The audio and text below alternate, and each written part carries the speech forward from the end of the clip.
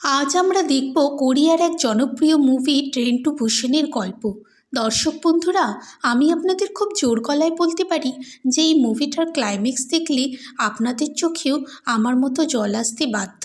তাই আর বেশি দেরি না করে আসুন শুরু করা যাক বুসানের উদ্দেশ্যে আমাদের ট্রেন যাত্রা। গল্পের শুরুতেই আমরা দেখতে পাই যে একটা গাড়ির সাথে একটা হরিণের অ্যাক্সিডেন্ট হয়, কিন্তু বীভৎসভাবে অ্যাক্সিডেন্ট হওয়ার পরও হরিণটির কোনো ক্ষতিই হয় না এবং হরিণটির চোখগুলো খুব ভয়ঙ্কর লাগছিল। তার পরের সিনেই আমরা দেখতে পাই সিকো নামের একজন ব্যক্তিকে, যে কিনা অনেক বড় একটা অফিসের ম্যানেজার ছিল।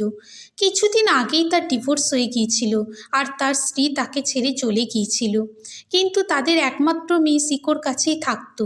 সিকো তার কর্মজগতে এতটাই ব্যস্ত থাকতো যে সে তার মেয়ের যত্ন পর্যন্ত ঠিকমতো নিতে পারতো না। পরের দিন তার মেয়ের জন্মদিন ছিল, তাই তার ছোট্ট মেয়ে তার কাছে আবদার রাখে যে সে যেন তাকে তার মায়ের সাথে দেখা করানোর জন্য বুসানে নিয়ে যায়।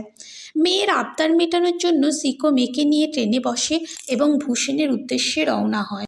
ওই ট্রেনে আরও অনেক প্যাসেঞ্জার ছিল, যার মধ্যে ছিল একজন হাজবেন্ড সাং হুয়া আর তার প্রেগনেন্ট ওয়াইফ সাং জিয়ঞ্জ, আর ছিল হাই স্কুল বাস্কেটবল টিম।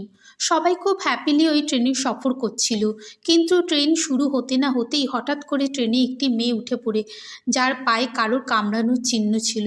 ধীরে ধীরে ওই মেয়েটি জম্বিতে চেঞ্জ হয়ে যায় আর একটি ফিমেল অ্যাটেন্ডেন্টকে কামড়ে দেয়। তার কামড়াবার পরপরই ফিমেল অ্যাটেন্ডেন্টটা জম্বিতে পরিণত হয়ে যায়। সেই অ্যাটেন্ডেন্ট আবার অন্য প্যাসেঞ্জারদের কামড়ে দেয়।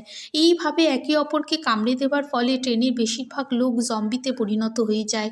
যে সংখ্যক লোক তখনও জম্বিতে পরিণত হয়নি তারা তৎক্ষণাৎ পরে স্টেশনে নেমে যায়, কিন্তু স্টেশনে নেমে তারা দেখে সেখানেও জম্বিতে আক্রান্ত প্রচুর লোক রয়েছে। তারা অত্যন্ত তাড়াতাড়ি আবার ট্রেনে উঠে পড়ে, কিন্তু ট্রেনের মধ্যে অনেক জম্বি থাকায় সুস্থ লোকগুলোর সাথে জম্বিদের কামড়াকামড়িতে ধীরে ধীরে একে একে সবাই জম্বিতে পরিণত হয়ে যাচ্ছিল। এই সব ফাইটের মধ্যে হাজবেন্ড সাং হুয়া নিজের জীবন স্যাক্রিফাইস করে দেয়। অন্যদিকে একজন বয়স্ক মহিলা যে খুব আপসেট ছিল, কারণ তার বোন যে কিনা জম্বি হয়ে গিয়েছিল, সে অন্য কামরাতে ছিল, সে তখন ডেলিভারিটলি নিজেদের কামরার দরজা খুলে দেয়। ব্যাস, এটা হতেই সব জম্বি ওই কামরার মধ্যে ঢুকে যায় এবং বাদবাকি লোকেরাও আস্তে আস্তে জম্বিতে পরিণত হয়ে যায়। কিছু গুটি কয়েক লোকই বেঁচেছিল এই হানাহানির মধ্যে, কিন্তু ট্রেন থেকে নেমে পড়তেই তাদের উপর অ্যাটাক শুরু হয়। সবশেষে বেঁচেছিল ট্রেনের ভদ্রমহিলা ওয়াইফ সাং জিয়ঞ্জ, সিকো এবং তার মেয়ে। কিন্তু সব শেষে সিকোর হাতেও একটি জম্বি কামড়ে দেওয়ায় সিকো বুঝতে পারে যে সে খুব তাড়াতাড়ি জম্বিতে পরিণত হয়ে যাবে। তাই ও নিজের মেয়ে আর ভদ্রমহিলাকে ট্রেনের ইঞ্জিন রুমে রেখে দিয়ে ভদ্রমহিলাকে ট্রেন বুসানে এলে কিভাবে থামাতে হবে তা বুঝিয়ে দিয়ে যায়। তারপর সে ট্রেনের পিছনে গিয়ে সুসাইড করে।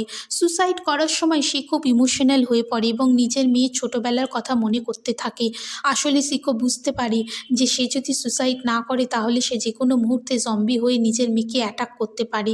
তাই ও নিজের মেয়ের জীবন রক্ষার জন্য নিজের জীবন দিয়ে দেয়। বাবা মায়ের সন্তানের প্রতি যে ভালোবাসা, সেটার যে কতটা আন্তরিক ও কতটা শর্তবিহীন ভালোবাসা তা এই মুভিটা দেখলে বোঝা যায়।